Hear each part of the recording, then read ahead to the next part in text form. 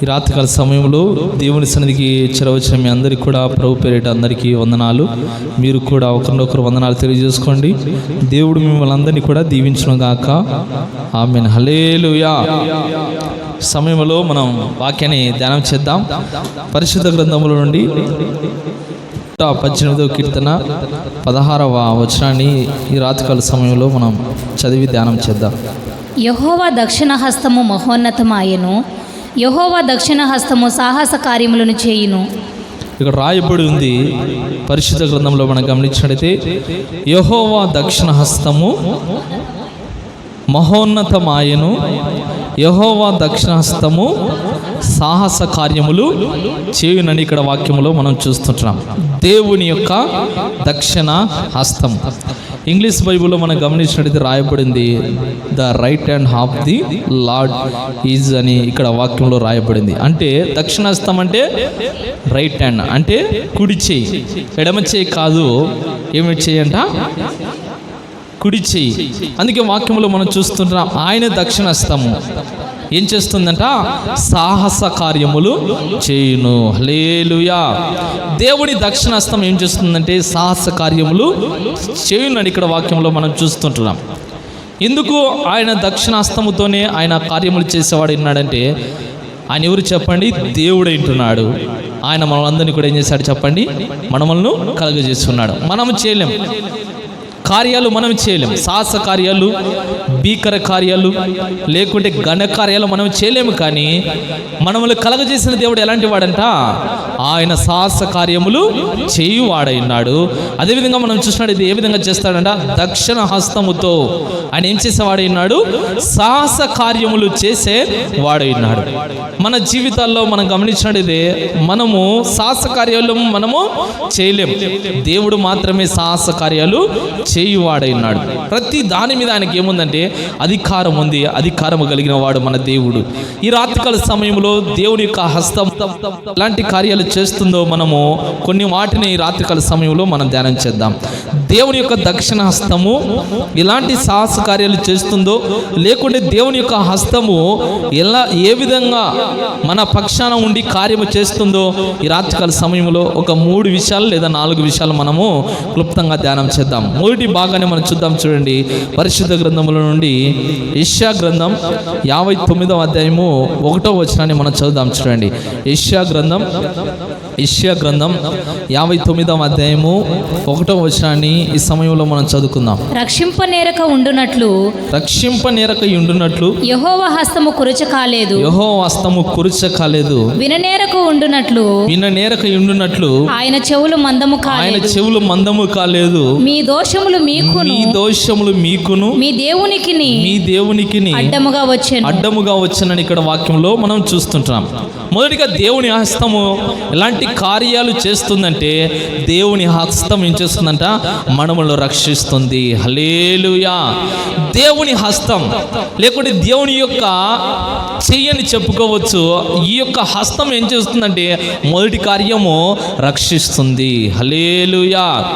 దేవుని యొక్క హస్తం ఏం చేస్తుందంట? మనల్ని రక్షిస్తుంది. అందుకే ఇక్కడ చూస్తుంటున్నాం, రక్షింపనేరక ఉండునట్టు యెహోవా హస్తము కురచ కాలేదు. దేవుడు ప్రతి ఒక్కరిని కూడా ఏం చేసేవాడైనాడంటే రక్షించువాడైనాడు.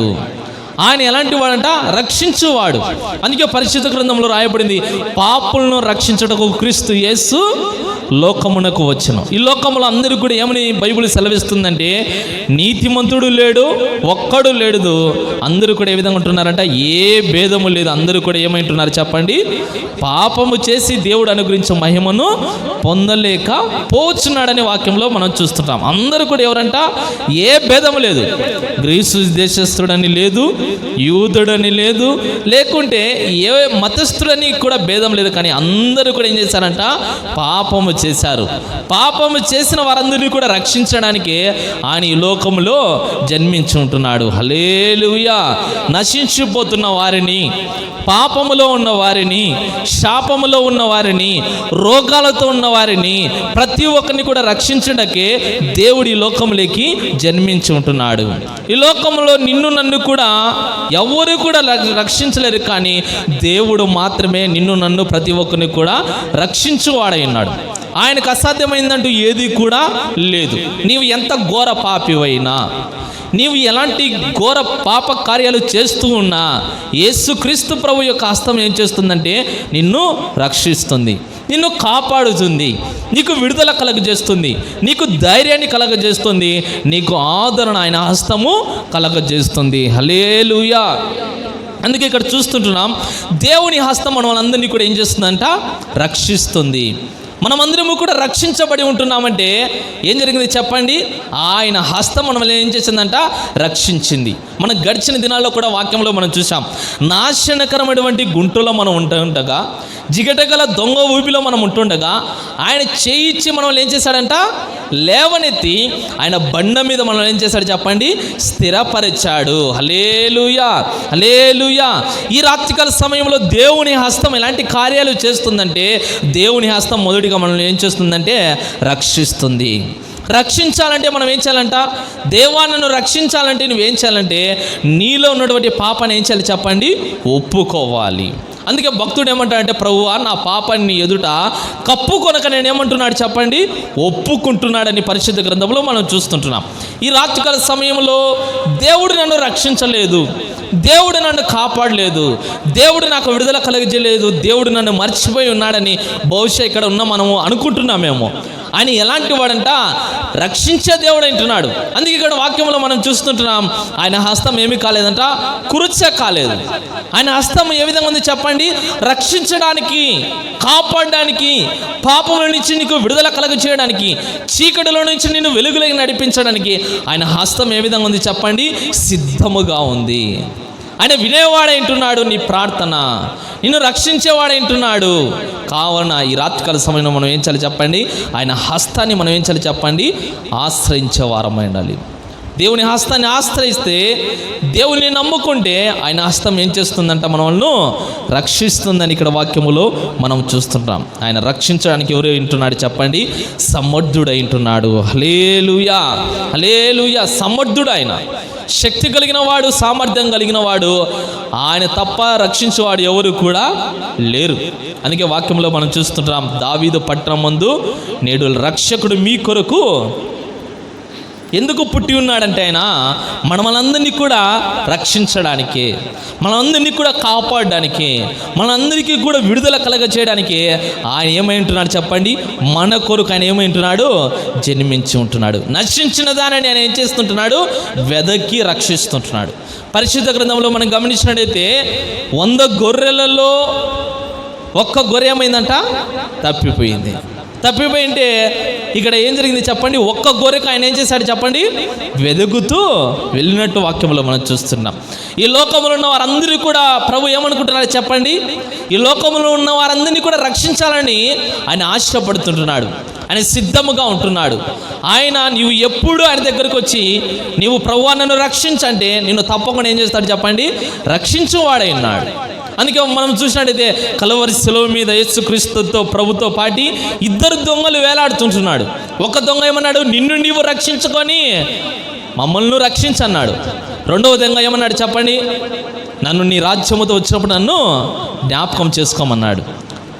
ఈ యొక్క దొంగను ఏమన్నాడు ప్రభు చూసి? నేడు నీవు నాతో కూడా పరదేశంలో ఉందో అన్నాడు. దొంగను చివరి సమయంలో కూడా ప్రభు ఏం చేశాడు చెప్పండి? ఆయన ఏం చేశాడు? రక్షించాడు. నీవు వ్యభిచారము కలిగిన వాడివై ఉన్నా, ఆ తనముతో నీవు ఉన్నా, లేకుంటే నీవు చెడు అలవాట్లు, లేకుంటే దొంగతనము, జూదము, ఏ పాపంలో నీవు పడి ఉన్నా దేవుని హస్తం నిన్నేం చేస్తుందంట? రక్షిస్తుంది. దేవుని హస్తం నిన్ను ఏం చేస్తుంది చెప్పండి? కాపాడుతుంది. దేవుని హస్తం నీకేం కలుగజేస్తుంది చెప్పండి? విడుదల కలుగజేస్తుంది. అందుకే ఆయన హస్తంలో ఏముందంటే ఇక్కడ మనం చూస్తున్నాం, ఆయన హస్తం ఏం చేస్తుందంటే మనల్ని రక్షిస్తుంది. రాత్రికాల సమయంలో ఇంకా ఎవరైనా ఇక్కడ రక్షణ లేకుండా ఉంటే దేవుని రక్షించమని కోరితే ఆయన తప్పకుండా రక్షించేవాడై ఉన్నాడు. అందుకే పరిశుద్ధ గ్రంథంలో మనం చూస్తుంటున్నాం, ఆయన ఎలాంటి వాడంట?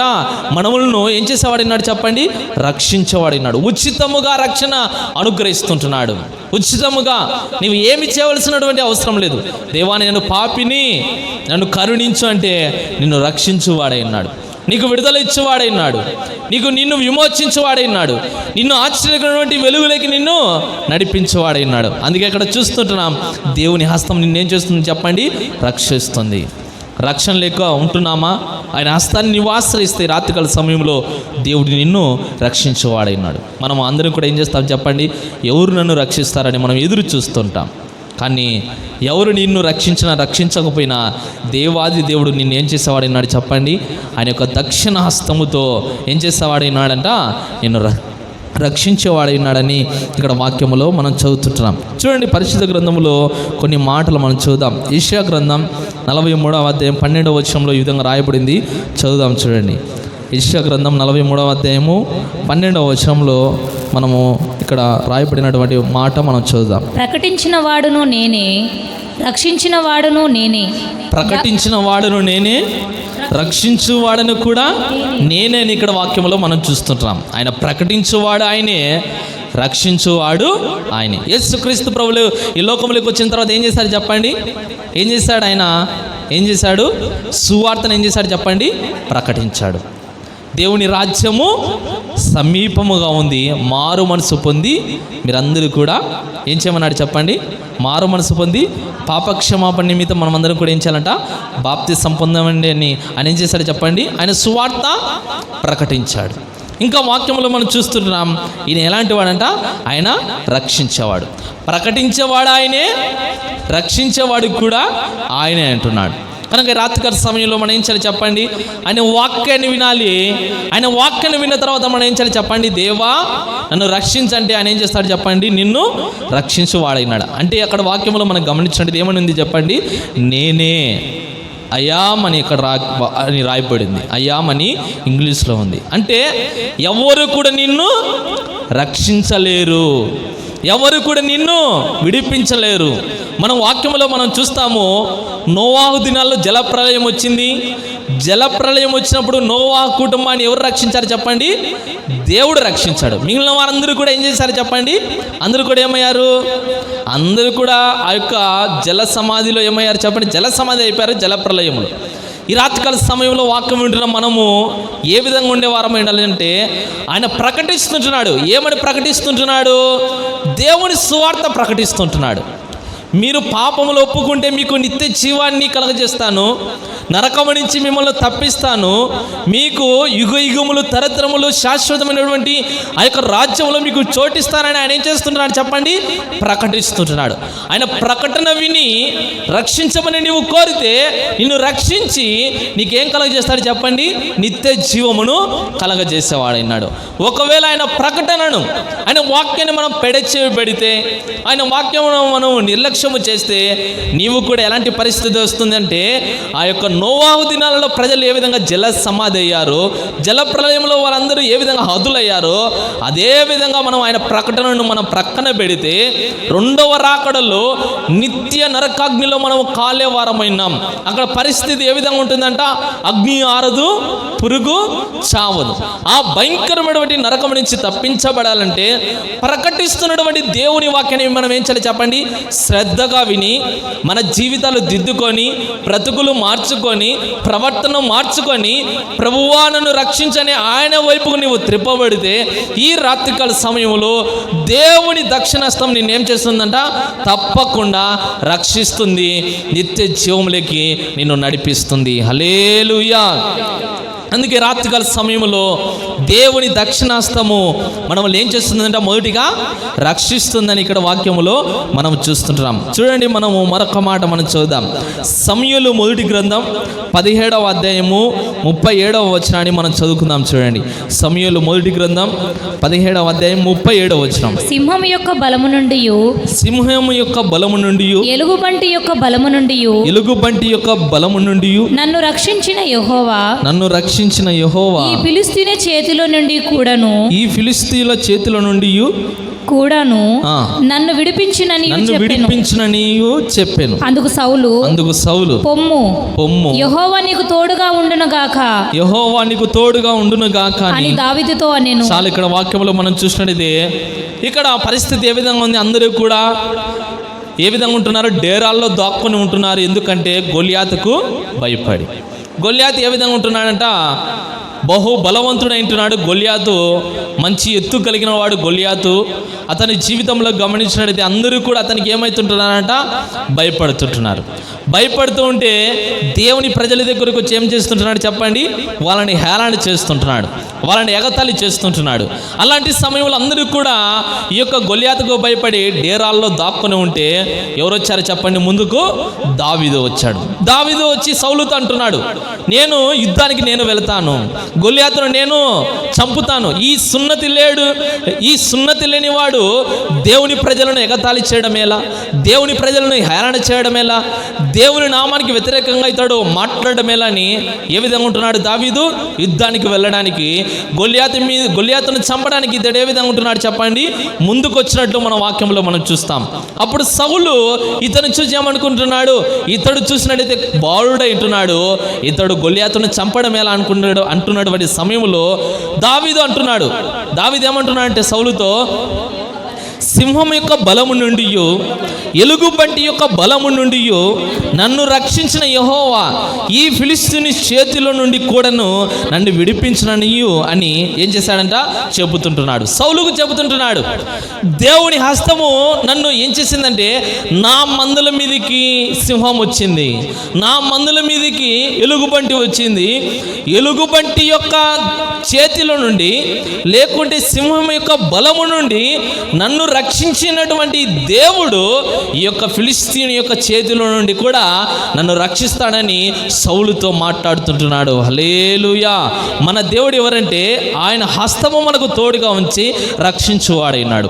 శత్రువు ఏ విధంగా ఉంది చెప్పండి, శత్రువు దాడి చేయాలని ప్రజల మీద ఉంటే దేవుడు ఏం చేస్తున్నాడు చెప్పండి, ఆయన హస్తము తోడుగా ఉండి యుద్ధంలో తోడుండి దావీదుకు విజయాన్ని ఇవ్వాలని దేవుని హస్తము తోడుగా ఉంది.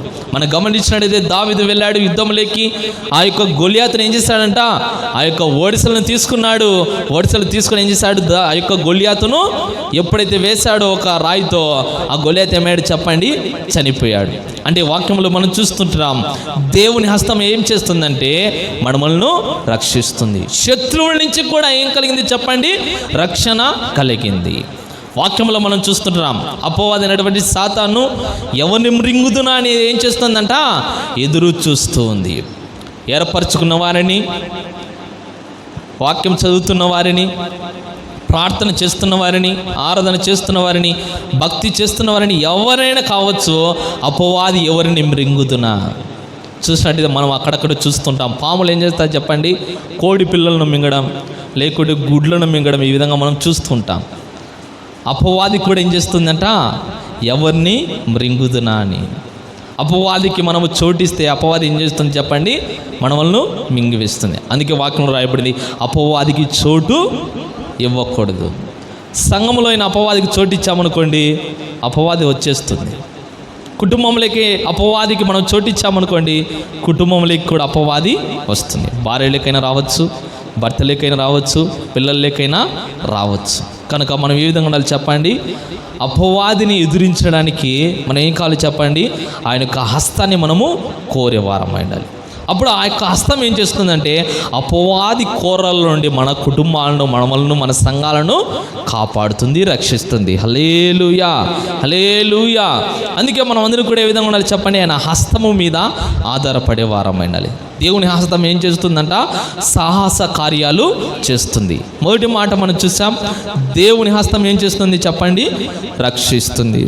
రెండవ మాట మనం చూద్దాం, చూడండి. మార్కు సువార్త 6వ అధ్యాయము 41వ వచనం. మార్కు సువార్త 6వ అధ్యాయము 41వ వచనం. అంతటా ఆయన ఆ 5 రొట్టెలను 2 చేపలను పట్టుకొని, 5 రొట్టెలను 2 చేపలు పట్టుకొని ఆకాశం వైపుకు కన్నులెత్తి ఆశీర్వదించి ఆ రొట్టెలు విరిచి వారికి వడ్డించుటకు తన శిష్యులకిచ్చి ఆ 2 చేపలను అందరికీ పంచిపెట్టెను. ఇక్కడ వాక్యములో మనం చూస్తున్నాం, దేవుని హస్తం మొదటిగా మనం ఏం చేస్తుందంటే రక్షిస్తుంది.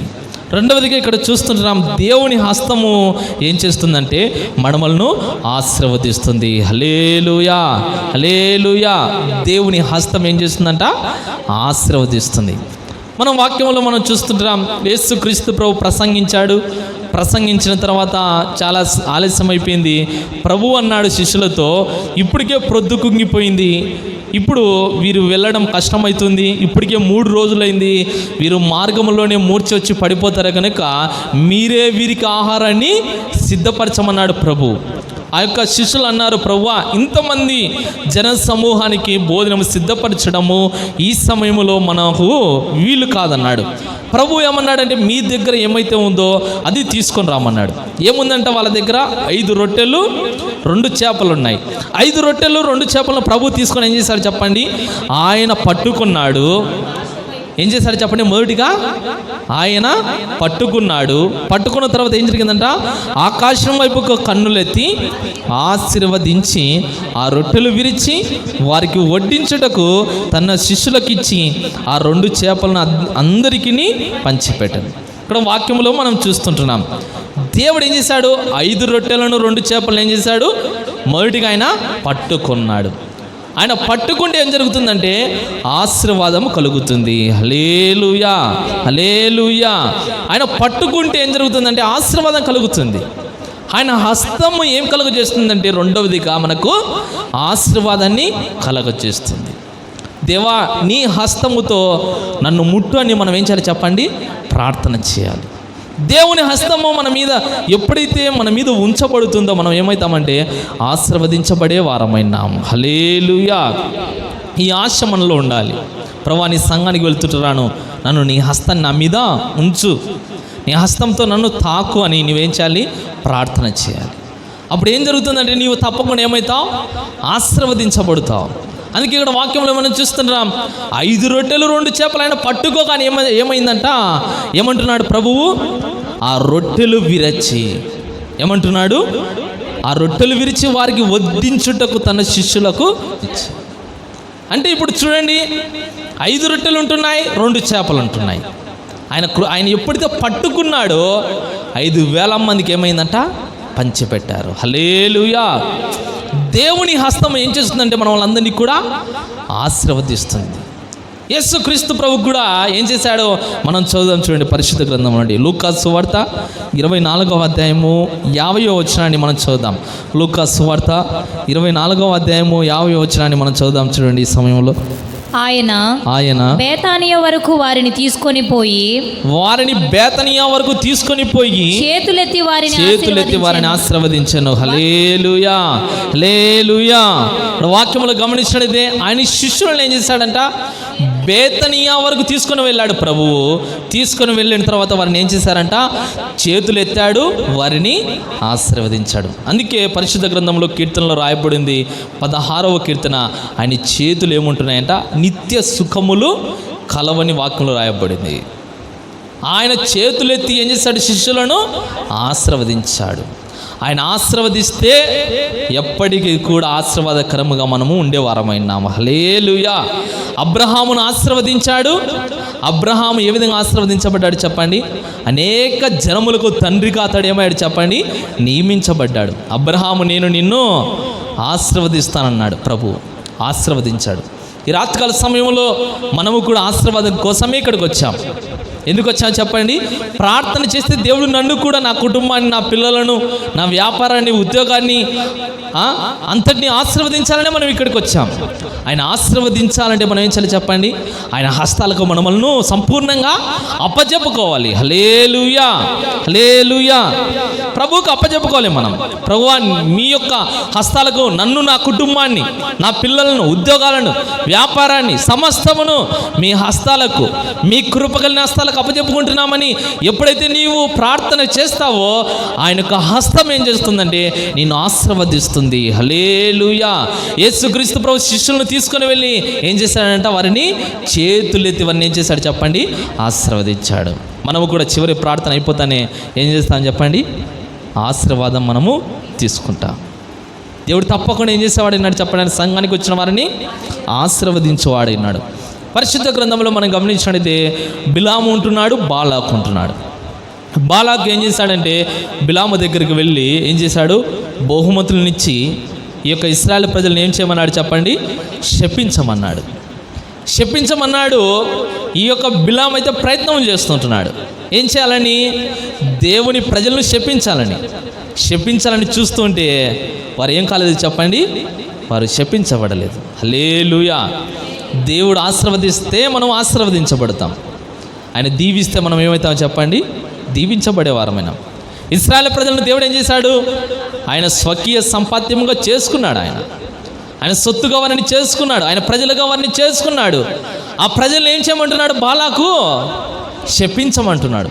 శపించడానికి బహుమతులు ఇచ్చాడు బిలాముకు. కానీ ఏమైంది చెప్పండి? వారు శపించబడలేదు. వారు ఏమయ్యారు చెప్పండి? ఆశీర్వదించబడ్డారు. ఈ రాత్రికాల సమయంలో మనము కూడా దేవుని చేత ఆశీర్వదించబడ్డామా? మనల్ని ఎవరైనా మన మీద దాడి చేయాలని చూసినా, మనకి ఎవరైనా విరోధంగా పనులు ఏవైనా చేయాలని చూసినా, వాక్యంలో రాయబడింది, నీకు విరోధంగా రూపింపబడిన ఏ ఆయుధము వర్ధిల్లదు. హల్లెలూయా. మన కుటుంబాల మీద దాడి చేయాలనుకోవచ్చు, మన యొక్క కుటుంబ సభ్యుల మీద దాడి చేయాలనుకోవచ్చు శత్రువు. కానీ దేవుడు ఎలాంటి వాడంటే ఆయన హస్తం ఏం చేసేది చెప్పండి? శత్రువు చేతి నుంచి మనల్ని కాపాడేదిగా ఉంది. బిలామేమో శపించాలనుకుంటున్నాడు, దేవుడేమో ఏం చేయలేదు చెప్పండి? వారు శపించబడకుండా వారిని ఆశీర్వదించబడి రాగా ప్రభు ఏం చేశాడు? చేసి ఉంటున్నాడు. ఇక్కడ చూస్తుంటున్నాం, దేవుని హస్తం మొదటిగా ఏం చేస్తుందంటే మనల్ని రక్షిస్తుంది.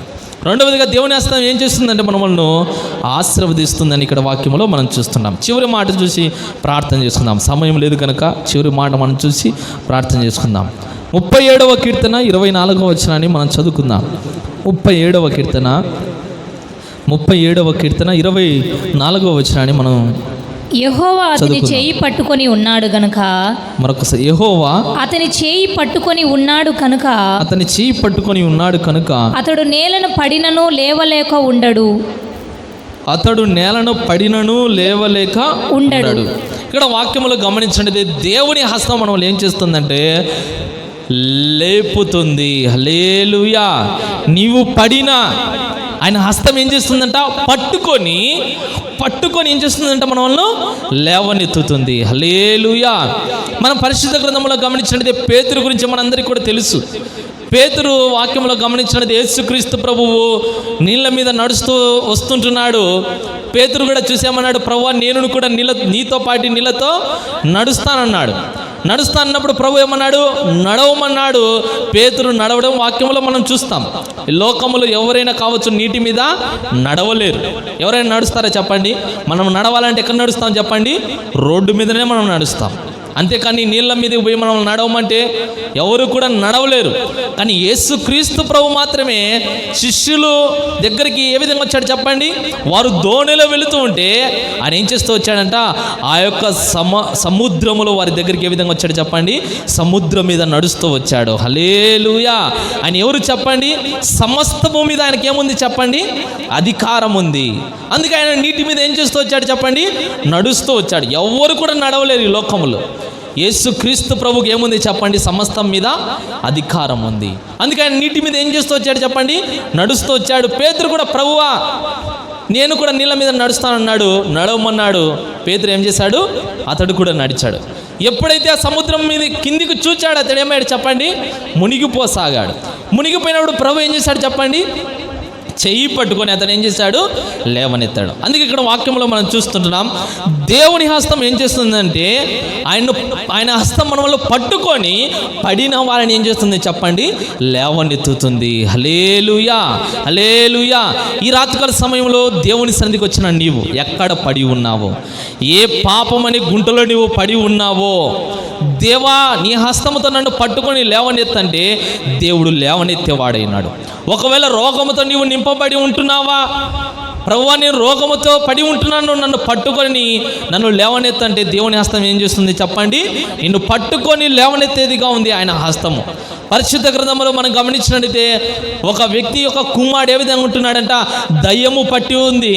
ఆ దయ్యము పట్టినటువంటి వ్యక్తి పరిస్థితి ఏ విధంగా ఉందంటే అతడు ఏ విధంగా ఉంటున్నాడంట? విలవిలలాడుతూ ఎక్కడంటే అక్కడ పడిపోతుంటున్నాడు. అతడు ఏ విధంగా ఉంటున్నాడంట? పడిపోయింది కాక అతను నోట్లో నుంచి ఏమొస్తుందంట? నురుగు కారుతూ ఉంటున్నాడంట ఆ యొక్క వ్యక్తి. అలాంటి సమయంలో ఆ వ్యక్తిని ఎక్కడికి తీసుకొని వచ్చారంటే యేసుక్రీస్తు ప్రభు దగ్గరికి తీసుకొని వచ్చారు. అప్పుడు ఏం జరిగిందంటే వాక్యంలో మనం చదువుదాం చూడండి. మార్కు సువార్త 9వ అధ్యాయము 27వ వచనాన్ని మనం చదువుదాం చూడండి. మార్కు సువార్త 9వ అధ్యాయము 27వ వచనాన్ని మనం చదువుదాం. అయితే యేసు వాని చెయ్యి పట్టి వానిని లేవనెత్తగా వాడు నిలవబడెను. హల్లెలూయా.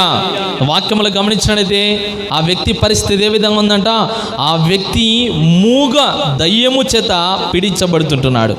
ఇంకా ఏ విధంగా ఉంటున్నాడంట? అతని పరిస్థితి అపవిత్ర ఆత్మ చేత నింపబడి అతడు ఏ విధంగా ఉంటున్నాడంట? బాధపడుతుంటున్నాడు. ఎక్కడంటే అక్కడ ఏమవుతుంటున్నాడు చెప్పండి? మూర్ఛ వచ్చి ఏం చేస్తుంటున్నాడు? పడిపోతుంటున్నాడు. అతని పరిస్థితి ఏ విధంగా ఉందంటే అతడు పడిపోయేదే కాక అతని నోట్లో నుంచి ఏమొస్తుందంట? నురుగం రావడము కూడా ఇక్కడ వాక్యంలో మనం చూస్తుంటున్నాం. అప్పుడు ఏం జరిగిందంటే యేసుక్రీస్తు ప్రభు వచ్చి మనం ఏం చేశాడంట? ఆ దయ్యాన్ని గద్దించాడు. గద్దించిన తర్వాత ఏమైందంట? వాక్యంలో మనం చూసినట్టయితే ఆయన చెయ్యి పట్టి వాడిని లేవనెత్తగా వాడు ఏమయ్యాడంట? నిలవబడ్డాడు. హల్లెలూయా, హల్లెలూయా. ఇక్కడ వాక్యంలో మనం చూసినట్టయితే అక్కడ 26వ వచనంలో రాయబడింది, అప్పుడు అది కేక వేసి వానిని ఎంతో విలవిలలాడించి వదిలిపోయాను.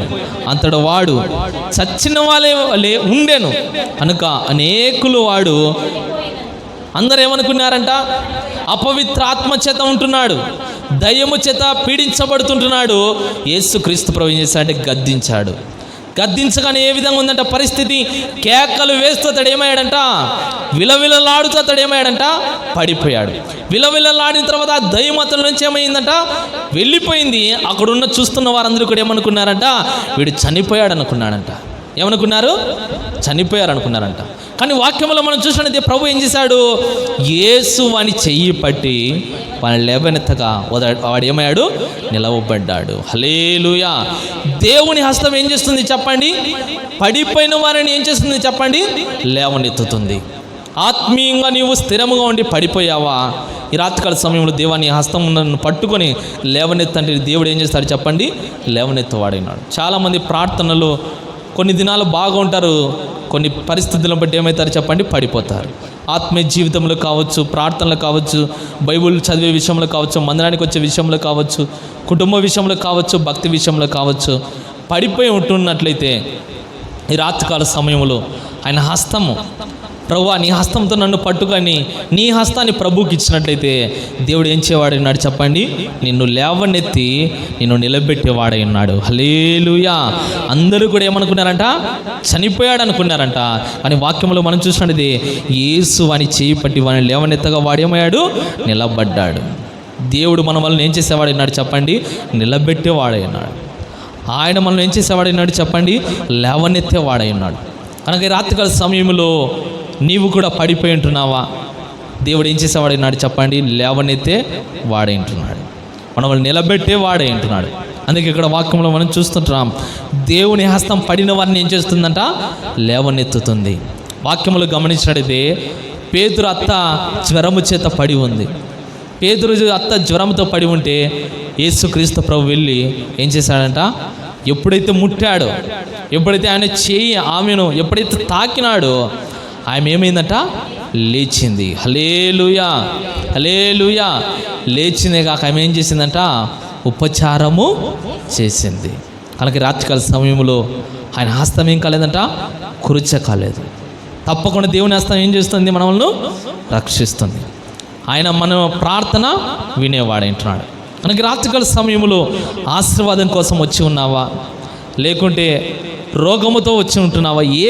ఏది కావాలని నీవు వచ్చి ఉన్నావో, ఆరోగ్యం కావాలని వచ్చినా, ఆశీర్వాదం కావాలని వచ్చినా, దీవెన కావాలని వచ్చినా, నీ జీవితంలో ఏది కావాలని నీవు వచ్చి ఉంటున్నావో దేవుడు తప్పకుండా నిన్ను చూచి నిన్ను పట్టుకొని నిన్ను లేవనెత్తి నీవేదైతే కోరుకుంటున్నావో, ఆశపడుతుంటున్నావో ప్రభు తప్పకుండా అనుగ్రహించేవాడైనాడు. అందుకే ఈ రాత్రికాల సమయంలో మనం చూసాం, యెహోవా దక్షిణాస్తం ఏం చేస్తుందంట? సాహస కార్యములు చేస్తుంది. దేవుని హస్తం మొదటిగా మనల్ని రక్షిస్తుంది. రెండవదిగా దేవుని హస్తం మనల్ని ఏం చేస్తుంది? ఆశీర్వదిస్తుంది. దేవుని హస్తం మనల్ని ఏం చేస్తుంది? లేవనెత్తుతుందని ఈ రాత్రికాల సమయంలో 3 మాటలు మనం ధ్యానం చేశాం. కనుక ఆయన హస్తాన్ని నువ్వు ఆశ్రయిస్తే, ఆయన హస్తాన్ని నీవు కోరుకుంటే తప్పకుండా నిన్ను నిలబెట్టి నిన్ను స్థిరపరిచే వాడై ఉన్నాడు. కనుక ఈ మాటలు విన్న మనము విశ్వసించి ప్రార్థన చేద్దాం. ప్రార్థన చేస్తున్నటువంటి మనందరి జీవితాలలో ఆయన హస్తము సాహస కార్యములు చేయును గాక. దేవుడి మాటలు మన వినికిడిలో దీవించి ఆశీర్వదించును గాక. ఆమేన్. తలలు వంచుదాం, ప్రార్థన చేసుకుందాం. పరిశుద్ధుడా, ప్రేమగల తండ్రి, మీకు వందనాలు, కృతజ్ఞతలు, స్తోత్రాలు ప్రభువా. ఈ రాత్రికాల సమయంలో ప్రభువా మీ యొక్క హస్తము ఎలాంటి కార్యాలు చేస్తుందో మేము కొన్ని విషయాలు ధ్యానించడానికి మీరు అనుగ్రహించిన ఈ మంచి అవకాశాన్ని బట్టి స్తుతులు చెల్లిస్తుంటున్నాము తండ్రి. అవును ప్రభువా, మీరు మాత్రమే రక్షించేవాడు తండ్రి. మీ దక్షిణాస్తంతో మమ్మల్ని రక్షించేవాడని మీరు మాకు తెలియపరిచిన విధానంపై స్తోత్రాలు, నీకు వందనాలు ప్రభువా. ఈ లోకంలో మీరు మాత్రమే రక్షించేవారు తండ్రి. రక్షణ మీరు అనుగ్రహించేది ప్రభువా. ఈ రాత్రికాల సమయంలో ఎందరైతే మీ హస్తాన్ని కోరుతుంటున్నారో రక్షించమని, మీరు రక్షించమని ప్రార్థన చేస్తున్నాం ప్రభువా. నీకు స్తోత్రాలు, నీకు వందనాలు తండ్రి. మీ యొక్క హస్తము తండ్రి ఆశీర్వదిస్తుందని మేము చూసాం ప్రభువా. అవునైనా శిష్యులను మీరు బేతనియ వరకు తీసుకుని వెళ్ళి ప్రభువా మీరు చేతులెత్తి ఆశీర్వదించారు. ఈ రాత్రికాల సమయంలో మీ ఆశీర్వాదాన్ని కోరి మేము వచ్చి ఉన్నామయ్యా. మీరు మమ్మల్ని అందరినీ కూడా మీ యొక్క హస్తాన్ని మా మీద ఉంచి ఆశీర్వదించండి. మా కుటుంబాలను ఆశీర్వదించండి. మా కుటుంబంలో సభ్యులను ఆశీర్వదించండి. మా సంఘానికి వస్తున్న బిడ్డలను అయ్యా ప్రతి వారిని కూడా మీరు ఆశీర్వదించండి ప్రభువా. మీకు వందనాలు, స్తోత్రాలు తండ్రి. మీ హస్తము నాయన లేవనెత్తుతుందని మేము చూసాము ప్రభువా. అవును తండ్రి ప్రభువా, ఇదిగో మేము చూసాము తండ్రి. దురాత్మ చేత పీడించబడుతున్నటువంటి ఆ యొక్క వ్యక్తి నాయన ప్రభువా, మీరు తండ్రి ప్రభువా అందరూ కూడా చనిపోయారనుకున్నారు తండ్రి. మీరు ఆ యొక్క వ్యక్తిని నాయన చెయ్యి పట్టుకొని మీరు లేవనెత్తిన విధానంలో స్తోత్రములు, మీరు నిలబెట్టిన విధానంలో స్తోత్రాలు. ఈ రాత్రికాల సమయంలో ఎవరైతే బలహీనపడి ఉంటున్నారో, ఎవరైతే నాయన తండ్రి ఆత్మీయ జీవితంలో పడిపోయి ఉన్నారో, రోగము చేత ఉండి పడిపోయి ఉన్నారో, వారందరినీ కూడా మీరు లేవనెత్తండి, స్థిరపరచండి ప్రభువా. మీకు వందనాలు, స్తోత్రాలు తండ్రి. వచ్చిన ప్రతి వారిని కూడా మీరు దీవించి ఆశీర్వదించండి. వారి కుటుంబాలను ఆశీర్వదించండి. వారికి అన్ని విషయాల్లో మీరు తోడుగా ఉండండి. వారి అవసరం తక్కరన్నీ కూడా మీరు తీర్చండి ప్రభువా. మీరు ఆకలికి సిద్ధపరచండి. కుటుంబాల్లో నెమ్మది సమాధానం దయచండి. తోడుగా ఉండండి. మా అందరికీ కూడా మీరే తండ్రి ప్రభువా సహాయకుడే నడిపించండి.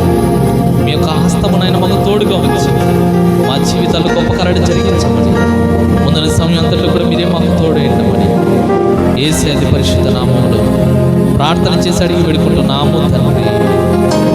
ఆమేన్.